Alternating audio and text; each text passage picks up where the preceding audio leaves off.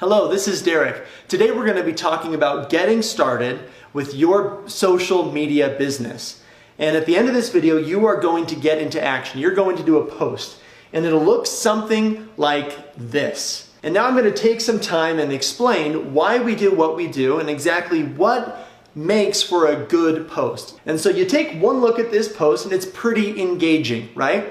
But we have a format. After doing hundreds and thousands of these posts, we know exactly what needs to happen, when and where to make this a successful post. So the first thing is the script. And you will get a script from your sponsor, the person that introduced you to the toothpaste and to the business, and they'll give you a script. And you want to tweak that, make it your own, use your own emojis. The second element to this post is, of course, the before and after. And a lot of people will start there, but the problem with that is as people are scrolling through their phones, they end up seeing a big thing of teeth, and it's not very engaging, right? So, to make it more engaging, we put the third element, which is a picture of a person, of you, right? Smiling, doing something with lifestyle or whatever, which now their brain connects, okay, this is my friend, this is a really cool before and after, and then they start to read the script.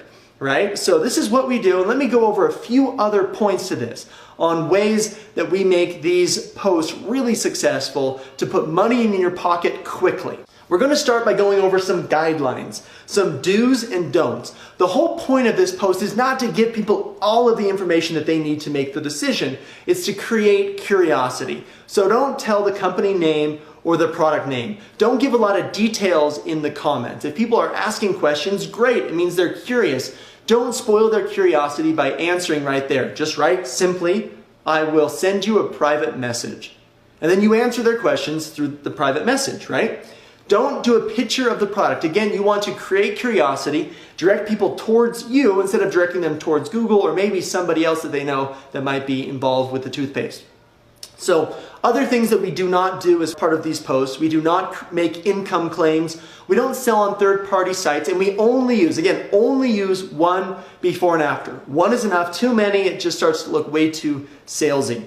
Things that you do want to do, you do want to ask questions, you do want to have fun, and again, you want to be the movie preview, you want to be the trailer, you want to create some curiosity. So let's talk a little bit more about timing.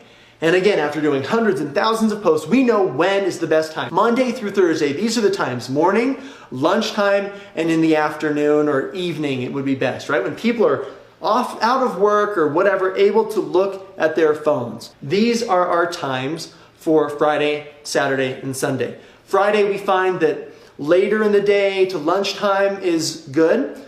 Not in the evening, right? Because people are going to be out maybe doing stuff or with their family on Friday night. Saturday, again, people might start their day a little bit later, so 10 a.m. to noon. And then again in the afternoon, evening shows to be okay on Saturday. And again, different times on Sunday. So first of all, to create a successful post, you need to aim for these windows.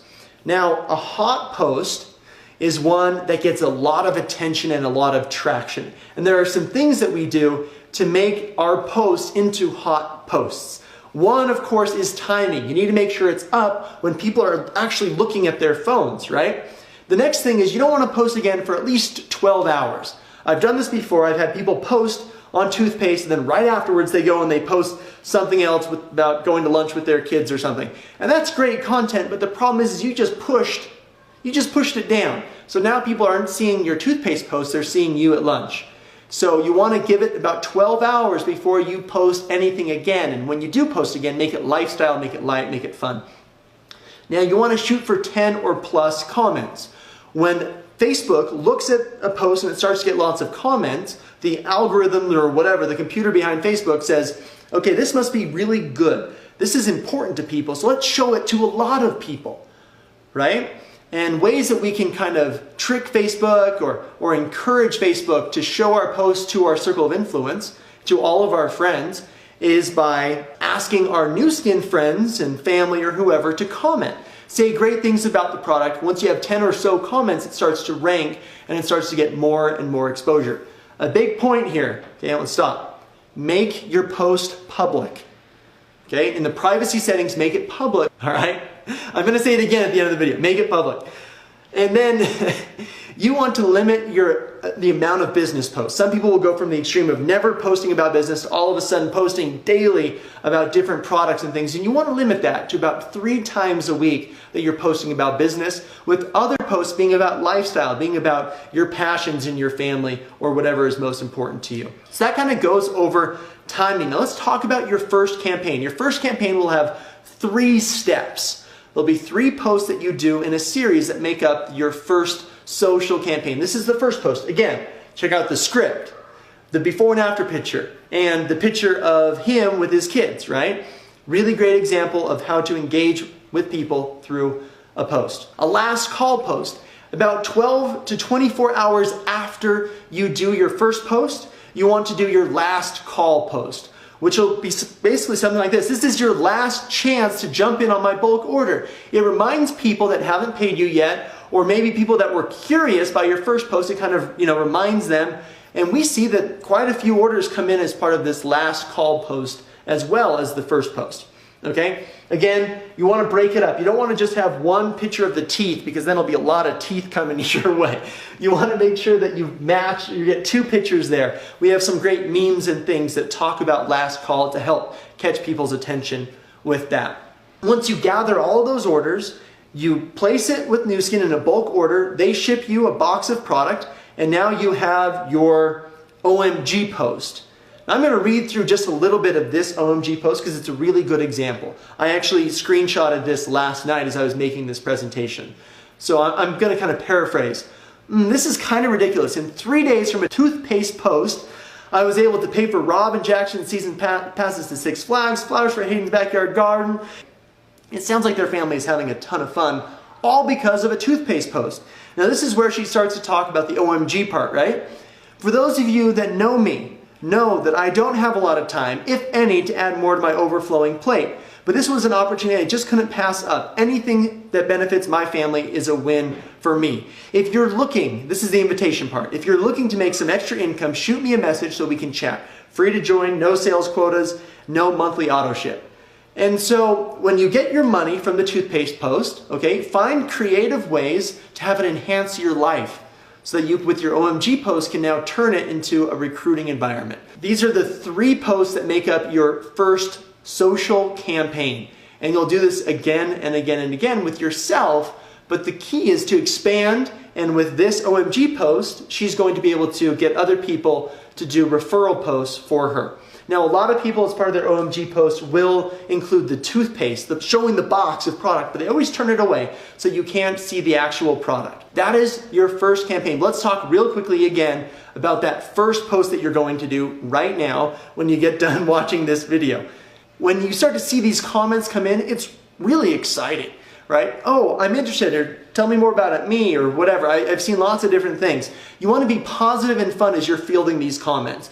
Don't respond to their questions. Don't answer it right there. They might ask how much it is or whatever. Don't resist the temptation to answer it right there. You want to write the same thing. I'll send you a private message. Now you take the conversation and do it as part of the private message.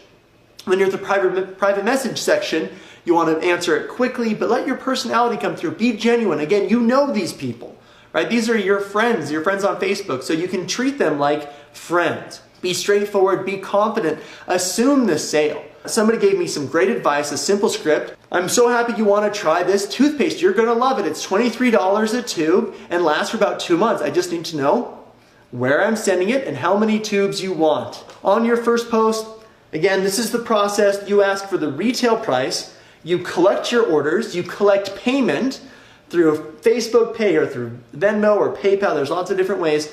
And then you place your order with Nu Skin. That arrives at your house. You do your OMG post, you're excited, and then you deliver if they're close or ship it out. But you'll notice that I have showing the product, and so let's black that out, right? You don't want to show the product anywhere.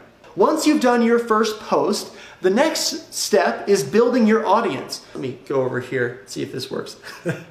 Right there. So build your audience. How visible are you? What is your circle of influence? The more people you know, the more connections you have, obviously the better suited you are to get out there and market through social media. Add 20 friends at a time. Don't add more than 50 a day as you get put in Facebook jail. Find groups that you click with. Find friends of friends and people that you might know as acquaintances and start liking them. Now try to steer away from other Nu Skin contacts. If you look at mutual friends, you might see a Nu Skin person in there and just say, okay, that's my friend's person. Great, let me go find one of the other gazillion people that there are on Facebook. You also want to build an attractive profile. Good picture of yourself with showing some of the elements that you like. You want to make sure that you don't share a ton of videos. There's a kitten video or whatever, the temptation is to share it on your own page.